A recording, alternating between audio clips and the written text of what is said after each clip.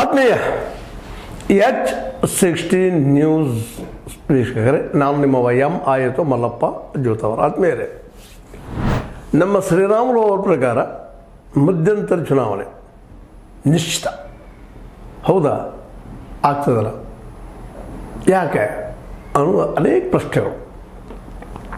ಅವ್ರ ಜೊತೆಗೆ ನಮ್ಮ BJP ಮುಖಂಡ ನಳಿನ್ ಕುಮಾರ್ ಕಟೀಲ್ ಅವರು ಆರೋಪ ಮಾಡ್ತಾ ಇದ್ದಾರೆ ಕಾಂಗ್ರೆಸ್ ಸರ್ಕಾರದ ಮೇಲೆ 80% ಕಮಿಷನ್ ವ್ಯವಹಾರ ನಡೀತಾವಿಲ್ಲ. 80% ಯಾಕಂದ್ರೆ 20 ಬಿಟ್ಟು ಏನೋ ಒಂದು ಸ್ವಲ್ಪ ಉಪಕಾರ ಮಾಡಿದ್ದಾರೆ ಅಥವಾ 100 ನಡೀತಿರ್ಬೋದ ಈ ಸಮಸ್ಯೆ ಪ್ರಶ್ನೆ ಅದಿರಲಿ.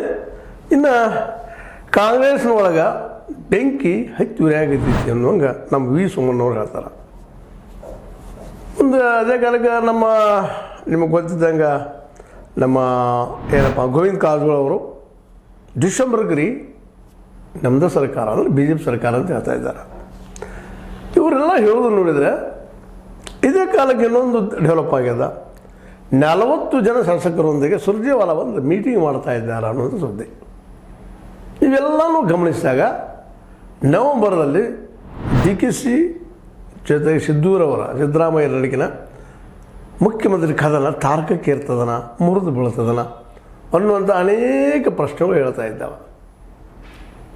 ಹೀಗಾಗಿ ಮಧ್ಯಂತರ ಚುನಾವಣೆ ಅನಿವಾರ್ಯ ಆಗಿರಬಹುದು ಅಂತ. ಯಾಕಂದ್ರೆ ಸುರ್ಜೇವಾಲಾ ನಡೆ ಇವ್ರ ಇನ್ನು ಭ್ರಷ್ಟಾಚಾರದ ಬಗ್ಗೆ ಮಾತೇ ಇಲ್ಲ. ಈಗ ನಾಳೆ BJPಗೆ ಬಂದರೆ ಭ್ರಷ್ಟಾಚಾರ ಹೋಗ್ತದೆ ದೇಶದಿಂದ ಅನ್ನೋದಕ್ಕೆ ಈ 11 ವರ್ಷ ಆಡಳಿತ ನೋಡಿದ್ದೀನೋ ಅದನ್ನು ಎಲ್ಲೂ ಭ್ರಷ್ಟಾಚಾರ ಕಡಿಮೆ ಆಗಿಲ್ಲ, ಹೋಗಲಿಲ್ಲ. ಇನ್ನೂ ಹೆಚ್ಚಾಯಿತು, ಕಡಿಮೆ ಆಗಿಲ್ಲ. ಭ್ರಷ್ಟ ವ್ಯವಹಾರ ನಡೀಲಾರಂಥ ಈ ಸರ್ಕಾರ ಮೋಸ್ಟ್ಲಿ ಇಂಡಿಯಾದಲ್ಲಿ ಯಾವುದೂ ಇಲ್ಲ. ಎಲ್ಲರೂ ಭ್ರಷ್ಟಾಚಾರಗಳು ನಡೆದಾವ. ಭ್ರಷ್ಟಾಚಾರದ ನಮ್ಮ ಮೂಲಭೂತ ಹಕ್ಕನ್ನು ಅಷ್ಟಮಟ್ಟಿಗೆ ಬೆಳೆದ್ಬಿಟ್ಟದ. ಯಾಕಂತಂದ್ರೆ ನಾವು ಅದಕ್ಕೆ ಬಗ್ಕೊಂಡು ಹೋಗಿಬಿಟ್ಟಿದ್ವಿ ಎಲ್ಲ ಕಡೆಗೂ, all over India, not in Karnataka only. ಇವೆಲ್ಲ ನೋಡಿದಾಗ ಮಧ್ಯಂತರ ಚುನಾವಣೆ ನವೆಂಬರ್ದಲ್ಲಿ ಆಗ್ತದನ, ನಮ್ಮ ಸಿದ್ದರಾಮಯ್ಯ ಸರ್ಕಾರ ಬಿದ್ದು ಹೋಗ್ತದನ ಅನ್ನುವ ದೊಡ್ಡ ಪ್ರಶ್ನೆ ಈಗ ಎದುರಾಗಿದೆ. ಈ ಪ್ರಶ್ನೆ ಈಗ ಎತ್ತಾ ಇರಲಿಲ್ಲ. ಯಾಕಂದ್ರೆ ಸುರ್ಜೇವಾಲಾ ಅವರು ಬಂದು 40 ಮಂದಿ ಜೊತೆ ಚರ್ಚೆ ಮಾಡ್ತು. ಉಳಿದವರು MLAಗಳು ಅಂದರೆ ಇಲ್ಲೇ ಡಿಸೆಂಡೆಂಟ್ ಅಂದರೆ ಮೂಲಭೂತ ವಿರೋಧಿಗಳು, ಭಿನ್ನ ಮತಸ್ಥರು 40 ಜನ ಇದ್ದಾರೆ ಅನ್ನೋದು ಒಂದು ಅಂಕಿ ಸೂಚ್ಯವಾಗಿ ಕಂಡುಬರುವಂಥದ್ದು. ಈ 40 ಜೊತೆಗೆ ಈಗ ನಿಮ್ಗೆ ಗೊತ್ತದ ಕಾಗಿ ಅವರು, PR ಪಾಟೀಲರು ಏನೇನು ಮಾತಾಡಿದ್ದಾರೆ, ಡೆವಲಪ್ಮೆಂಟ್ ಏನಾಗಿದೆ ಅಂತೇಳಿ ಓಪನ್ ಆಗಿ ಅವರು ಆರೋಪ ಮಾಡ್ತಾಯಿದ್ದಾರೆ ಸರ್ಕಾರ ಮೇಲೆ. ಹಿಂಗೆ ಅನೇಕರು ಅಲ್ಲಿದ್ದಲ್ಲೇ ಒಳಗಿದೊಳಗೆ ಆರೋಪ ಮಾಡ್ತಾಯಿದ್ದಾರೆ ಕಾಣ್ತದೆ. ಒಂದು 40 ಜನ. ಆ 40 ಜನ ಏನು DKC ಬೆನ್ನತ್ತಿ ಹೋಗ್ತಾರೋ, ಸತೀಶ್ ಜಾರಕಿಹೊಳಿ ಬೆನ್ನತ್ತಿ ಹೋಗ್ತಾರೋ ಗೊತ್ತಿಲ್ಲ. ಯಾಕಂದ್ರೆ ಈಗ ನೋಡ್ರಿ, ಕಾಂಗ್ರೆಸ್ ಸರ್ಕಾರ ಬೆತ್ತಂದರೆ ಯಾವ್ದು ಬರಬೇಕು? BJP ಅವರು ಅದರ JDS ಅಂತ ಹೆಚ್ಚು ಕಡಿಮೆ ನಾಮಾವಶೇಷಪ್ಪ ಅನ್ನೋ ಹಂತಕ್ಕೆ ಬಂದಂಥದ. ಅದೇನಿದ್ರು ಒಂದು ಪಾರ್ಟ್ ಆಫ್ ದ ಯಾವುದೇ ಗೆದ್ದ ಪಾರ್ಟಿಯ ಪಾರ್ಟ್. ಯಾರು ಗೆಲ್ಲಕ್ಕೆ ಹೊಟ್ಟದ ಅವ್ರ ಪಾರ್ಟಿ ಇವತ್ತಿಂದ BJP ಜೊತೆಗದ ಅವ್ರ ಜೊತೆ ಕುಡ್ಕೊಂಡು ಹೋಗ್ಬೋದೇನೋ. ಒಟ್ಟಾರೆಯಾಗೆ ನಳಿನ್ ಕಟೀಲ್ ಆಗಿರ್ಬೋದು, ನಳಿನ್ ಕುಮಾರ್ ಕಟೀಲ್ ಜೊತೆಗೆ ನಮ್ಮ ಗೋವಿಂದ ಕಾರಜೋಳ, ವಿ ಸೋಮಣ್ಣ, ನಮ್ಮ ಶ್ರೀರಾಮುಲು ಇವರೆಲ್ಲರ ಮಾತುಗಳನ್ನು ಗಮನಿಸಿದಾಗ ಒಂದು ಪಿಕ್ಚರ್ ಕ್ಲಿಯರ್ ಆಗ್ತದೆ. ಒಂದು ಮಧ್ಯಂತರ ಸರ್ಕಾರ ಅಥವಾ ನಡಮಟ್ಟದಲ್ಲಿ ಸರ್ಕಾರ ಬಿದ್ದು ಹೋಗ್ತದೆ ಅನ್ನುವಂಥ ಒಂದು ಮಾತಿಗೆ ಬಲ ತುಂಬ್ತಾ ಇದ್ದಾರೆ.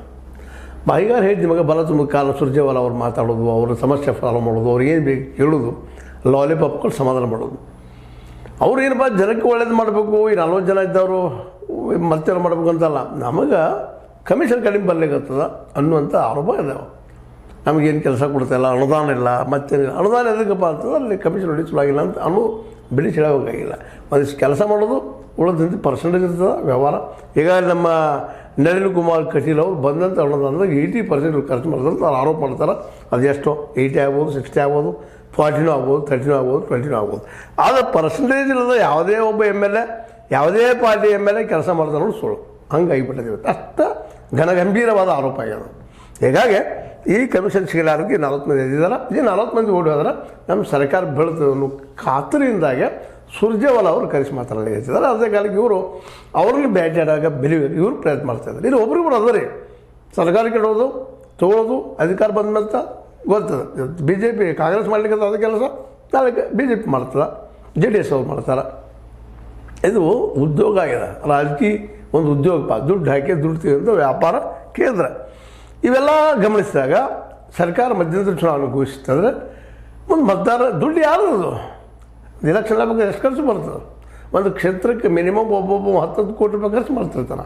ಎಷ್ಟು ಬರ್ತದೆ? ಯಾಕೆ ಹೋಗಿರೋದು 100,000 ಕೋಟಿ ರೂಪಾಯಿ ಇಲೆಕ್ಷನ್ ಖರ್ಚು ಆಗ್ತಾ ಇದ್ದಾವೆ. ಆ ದುಡ್ಡು ಯಾರ್ದದು? ನಮ್ದು ರೀ, ನಮ್ಮ ಟ್ಯಾಕ್ಸ್ ದುಡ್ಡು. ಇಲ್ಲಿ ಅನೇಕ ಕಂಪ್ನಿಗಳಿರ್ತಾವ, ನಾವು ಉದ್ಯೋಗ ಮಾಡ್ತೀವಿ, ಇಂಡಸ್ಟ್ರಿ ಮಾಡ್ತೀವಿ, ಹಾಗೆ ಮಾಡ್ತೀವಿ, ಹೀಗೆ ಮಾಡ್ತೀವಿ ಅಂತೇಳಿ ದುಡ್ಡನ್ನು ಸರ್ಕಾರದ ಹೊಡ್ಕೊಳ್ತಾರೆ. ಭೂಮಿ ಫ್ರೀ ನೀರು ಎಲ್ಲ ಹೊಡ್ಕೊಂಡು ಆಮೇಲೆ ಅಲ್ಲಿ ಇಂಡಸ್ಟ್ರಿ ಒಂದು ಎಕರೆದಾಗ ಒಂದು ಇಂಡಸ್ಟ್ರಿ ಇತ್ತಪ್ಪ ಅಂದ್ರೆ 100 ಎಕರೆ ಹೊಡ್ಕೊಂಡು ಬಿಟ್ಟಿರ್ತಾರೆ. ಯಾವುದೋ ಮೂಲೆ ಒಂದು ಇಂಡಸ್ಟ್ರಿ ಮಾಡ್ತಾರೆ, ನಂತರ ಲಾಸ್ ತೋರಿಸ್ತಾರೆ. ಆನಂತರ ಅದು ಲಾಸ್ ತೋರಿಸಿದ್ರೆ ಸಾಲ ತಗೊಂಡಿರ್ತಾರೆ ನಮ್ಮ ಬ್ಯಾಂಕ್ಗಳಿಂದ. ನಮ್ಮ ಬ್ಯಾಂಕ್ಗಳು ನೋಡಿ ಸಾಲನೂ ಕೊಡೋದು, ಭೂಮಿನೂ ಕೊಡೋದು, ನೀರು ಕೊಡೋದು, ಎಲ್ಲ ಕೊಟ್ಟರೆ ನಮ್ಗೆ ಉದ್ಯೋಗ ಕೊಡಪ್ಪ ಅಂತ ಹೇಳೋದು. ಅವ್ರು ಅಷ್ಟರೊಳಗೆ ಲಾಸ್ ತೋರಿಸಿ ಓಡೋಗ್ಬಿಡ್ತಾರೆ. ಇದು ನೋಡಿ ಎಂ ಪಿ ಪಾಟೀಲ್ ಮೊನ್ನೆ ಹೇಳ್ತಾ ಇದ್ದಾರೆ, ಇಲ್ಲ ಈ ಭೂಮಿಯನ್ನು ಈ ಬೆಂಗಳೂರು ಸೈಡ್ ನಿಮ್ಗೆ ಗೊತ್ತದ ಈಗಾಗಲೇ ದೇವನಹಳ್ಳಿದು. ಆ ದೇವನಹಳ್ಳಿಯಲ್ಲಿ ನಮ್ಮ ಭೂಮಿ ಕೊಟ್ಟರೆ ಮತ್ತು ಪುಸಲಾಯಿಸ್ತಾ ಇದ್ದಾರೆ ರೈತರಿಗೆ, ಫಲವತ್ತಾದ ಭೂಮಿ. ಅವ್ರೇನು ಇವ್ರು ಉದ್ಯೋಗ ಕೊಡ್ತಾರೋ ಹಾಗೆ ಅಂತ ರೈತರು ಒಪ್ತಾ ಇಲ್ಲ ಅದನ್ನು. ಯಾಕೆ ನೋಡ್ತಾ ಇದ್ದಾರಲ್ರಿ ವಾಸ್ತವ ಏನೈತೆ ಅಂತೇಳಿ. ಇಂಥ ಸರ್ಕಾರ ಇವತ್ತು ಎಂ ಪಿ ಪಾಟೀಲ್ ಇದ್ದರೆ ನಾಳೆಗೆ BJP ಬಂದಾಗ ಅವ್ರ ಪೈಕಿ ಯಾವ ವ್ಯಕ್ತಿ ಇರ್ತಾನೆ. ಇದು ನಾಳೆ ಬರೀ ಇದು ನಮ್ಮ ರಾಮುಲು ಆಗಿರ್ಬೋದು, ಅದ್ರ ಜೊತೆಗೆ ನಮ್ಮ ಏನಪ್ಪ ಅಂತಂದ್ರೆ ಗೋವಿಂದ ಕಾರಜೋಳವ್ರು ಆಗಿರ್ಬೋದು, ನಳಿನ್ ಕುಮಾರ್ ಕಟೀಲ್ ಆಗಿರ್ಬೋದು, ವಿ ಸೋಮಣ್ಣ ಆಗಿರ್ಬೋದು, ಇವರು ಆ ಜಾಗದಾಗ ಇರ್ತಾರಷ್ಟೆ. ಅದು ಕೆಲಸ ಅದನ್ನೇ ಮಾಡೋದು. ಮತ್ತು ಕಾರ್ಪೊರೇಟ್ ಪರ ಇದ್ದಂಥದನ್ನು ಈ ದೇಶದಲ್ಲಿ ಇವತ್ತು ಮೋದಿಯವರು ಹೆಚ್ಚು ಕಡಿಮೆ 280-90 ಕಾರ್ಪೊರೇಟರ್ ಇದ್ದಾರೆ. ಅವ್ರ ಪರಾಣ ಇವತ್ತು ಏನಪ್ಪ ಅಂತಂದ್ರೆ ನಮ್ಮ ಅರ್ಥವ್ಯವಸ್ಥೆ. ಹೀಗಾಗಿ ಸರ್ಕಾರ ಬೀಳ್ತಂತ ಇವ್ರು ಹೇಳ್ತಾ ಇದ್ದಾರೆ. ಅದು ತಕ್ಕಂಗೆ ಇವರು ಬಂದು ಸುರ್ಜೇವಾಲವರು 40 ಮಂದಿ ಭೇಟಿ ಮಾಡ್ತೀನಿ ಅಂತ ಬಂದಿದ್ದಾರೆ. 3 ದಿನದಲ್ಲ ಭೇಟಿ ಮಾಡ್ತಾರೆ. ಅವ್ರಿಗೂ ಲಾಲಿಪಾಪ್ ದಿನ ಕೊಡೋರು ಮಾಡೋ ನಿಮಗೆ ಮಾಡೋರು ಅಂತ ಹೇಳ್ತಾರೆ. ಮತ್ತು ಸರ್ಕಾರ ಮುಂದೆ ಹೋಗ್ತದೆ ನಾವು ತಿಳ್ಕೊಳ್ಳೋರು. ಆದರೆ ಇದರಿಂದ ಏನಾಯ್ತಪ್ಪ, ಜನಕ್ಕೆ ಏನಾದರೂ ಒಳ್ಳೇದಾಯ್ತಾ? ಜನಕ್ಕೆ ಆಯಿತು ಗ್ಯಾರಂಟಿ ಸಿಕ್ಕತ್ತಲ್ರಿ, ಫ್ರೀ ಬಸ್ ಕೊಟ್ಟಿವಿ, ಮತ್ತೇನೋ ಮಾಡೀವಿ, ಏನು ಬೇಕ್ರಿ, ಅಕ್ಕಿ ಕೊಡ್ತಾ ಇದ್ದೀವಿ ಅಂತ ಅವ್ರು ಹೇಳ್ಬೋದು. ಆದರೆ ಇದು ಎಲ್ಲಿವರೆಗೆ ಅಂತ ಸಾಧ್ಯ ಇದೆ ನಾನು ನಿರಂತರವಾಗಿ ಕೊಡಲಿಕ್ಕೆ. ಯಾಕಂದರೆ ರೈತ ಲಾಭ ಆಗ್ಲಿಕ್ಕಂದ್ರೆ ರೈತ ಬೆಳೀಲಿಲ್ಲ ಅಂದ್ರೆ ನಮ್ಗೆ 5 ಕಿಲೋ ಅಕ್ಕಿನೂ ಬರೋದಿಲ್ಲ. ರೈತರ ಅಕ್ಕಿ ಅದು, ರೈತನ ಅಕ್ಕಿ. ಆ ಅಕ್ಕಿಗೆ ನಾವು ಏನೋ ರೇಟ್ ಕೊಡ್ಕೊಂಡು ತೊಗೊಂಡು ಜನರಿಗೆ ಹಚ್ತೀವಿ ಅಷ್ಟೇ. ಎಷ್ಟು ಸಂಚಾರ ಇದನ್ನು ಮೋದಿಯವರು ಹಂತಲಿ, ಸಿದ್ದರಾಮಯ್ಯ ಹಂತಲಿ, ಕೇಜ್ರಿವಾಲ್ ಹಂತಲಿ, ಯಾರೋ ಹಂತಲಿ ಮುಖ್ಯವಾಗಿ ಲಾಭಕ್ಕಾಯ್ತು, ಉದ್ಯೋಗ ಸೃಷ್ಟಿ ಆಗಬೇಕಾಯ್ತು, ಅವೆಲ್ಲ ಆಗ್ತಾಯಿಲ್ಲ. ಇವ್ರು ಸರ್ಕಾರ ಬಿದ್ದೋದ್ರು ಅಷ್ಟೇ, BJP ಬಂದರೂ ಅಷ್ಟೇ, ಯಾವ್ದು ಬಂದರೂ ಏನಿಲ್ಲ. ಯಾವ ರಾಜ ಬಂದರೂ ನಮಗೆ ರಾಗಿ ಬೀಸೋ ತಪ್ಪಿಲ್ಲ ಅಂತೇಳಿ ಗಾಜಿ ಮಾತೈತಿ, ಸತ್ಯನ ಆಯ್ತು. ಇವ್ರೇನು ತಮ್ಮ ಒಂದು ಅನುಕೂಲಕ್ಕೆ ಮಾಡ್ಕೊಂಡು ಹೋಗೋರು. ಒಂದಿಷ್ಟು ಏನಪ್ಪ ಬ್ರೆಡ್ ಹೋದಾಗ ಮಾಡಿಬಿಡೋರು, ತೊಗೊಳ್ರಪ್ಪ ನೀವು ಅಷ್ಟು ತಿನ್ರಿ ಅನ್ನುವಾಗ ಆಡಳಿತ ಮಾಡೋದು ತಗೋಂತ. ಅದೇನೋದಲ್ಲಿ ಈಗ ಮತದಾರರು ಎಚ್ಚರ ಆಗ್ಬೇಕು. ಮತ್ತೊಮ್ಮೆ ಕಳ್ಕಳಿಂದ ಮತದಾರರಲ್ಲಿ ಕೇಳ್ತಾ ಇದ್ದೀನಿ, ಯೋಗ್ಯರನ್ನು ಆಯ್ಕೆ ಮಾಡೋ ಕೆಲಸ ನಿಮ್ಮ ಕೈ ಇರೋದು. ಇವರೆಲ್ಲ ಯೋಗ್ಯರ ಅನ್ನೋ ದೊಡ್ಡ ಪ್ರಶ್ನೆ ಅದ. ಅದಕ್ಕೆ ಯೋಗ್ಯರು ಯಾರದಾರು ನಿಮ್ಮ ಏರಿಯಾದಾಗ ಗೊತ್ತಿರ್ತದೆ, ಯಾರು ಯೋಗ್ಯ ಅದಾರ, ಯಾರು ಪ್ರಾಮಾಣಿಕ ಅದಾರ, ಯಾರು ಜನರಿಗೆ ಒಳ್ಳೇದು ಮಾಡೋ ಪ್ರಯತ್ನ ಮಾಡ್ತಿರ್ತಾರೆ. ಪಾಪ ಅವ್ರಿಗೆ ಗಂಟು ಇರೋದಿಲ್ಲ, ಬಡವರು ಇರ್ತಾರೆ. ನೀವು ದುಡ್ಡು ಹಾಕಿ ಅವ್ರು ಆರಿಸ್ತಾರಂತ ಅವ್ರ ಕೆಲಸ ಆಗಬೇಕು. ಇಲ್ಲಪ್ಪ ಅಂದ್ರೆ ನೋಟ್ನ ಬಳಸ್ಬೇಕು ಅಂತ ಇಂಥ ಮತ್ತು ರಾಜಕಾರಣಿಗಳು ಬಂದು ಆಡಳಿತ ಕೂಡ ಅದನ್ನು ಸೇಮ್ ಆಡಳಿತನ ಈಗ ಮುಂದುವರಿಯೋದು. ಇವತ್ತಿನ 88% ಕಮಿಷನ್ ಅಂತಾರೆ. 80 ಅಂತ ಇರಲಿಕ್ಕಿಲ್ಲ, ಒಂದು 40-30 ನೆಕ್ಕಿ ಇರ್ತದೆ. ಅದಂತ ಸುಳ್ಳಿನಲ್ಲ.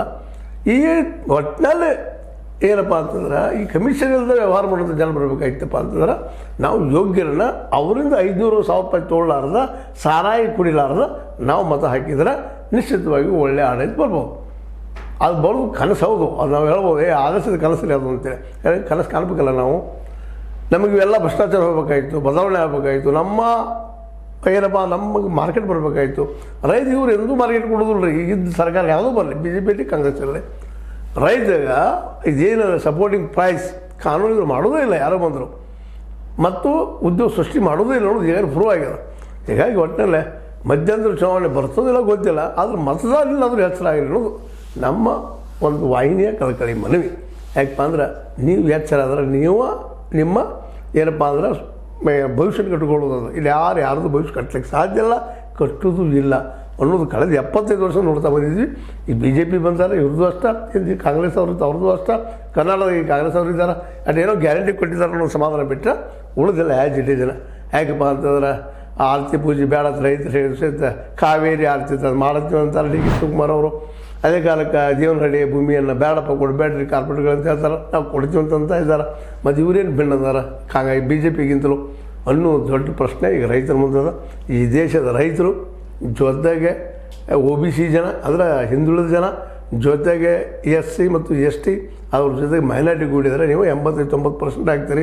ನಿಮಗೆ ಬೇಕಾದಂಥ ಸರ್ಕಾರ ನಿರ್ವಹಿಸ್ಬೋದು. ಅದಕ್ಕೆ ಅಂಬೇಡ್ಕರ್ ಅವರು ಪಾರ್ಟಿ ಸಿಸ್ಟಮ್ ಮಾಡಿಲ್ಲ. ಅವರು ಪ್ರಜಾತಂತ್ರ ಮಾಡಿ ಪ್ರತಿನಿಧಿ ಯಾರು ಇರ್ತಾರೆ ಅಂಥವ್ರು ಒಂದೇ ಮನಸ್ಸಿನವ್ರು ಒಂದು ಕಡೆ ಕೂಡಿ 100-113 ಮಂದಿ ಕೂಡಿದರೆ ಅವ್ರು ಸ್ವತಃ ಯಾವುದೇ ಪಾರ್ಟಿ ಹೆಸರಿಂದ ಸರ್ಕಾರ ಮಾಡ್ಬೋದು, ಒಳ್ಳೆಯ ಕೆಲಸಗಳು ಮಾಡ್ಬೋದು ಅಂತೇಳಿ ಅನುಕೂಲ ಮಾಡಿಕೊಟ್ಟಿದ್ದಾರೆ.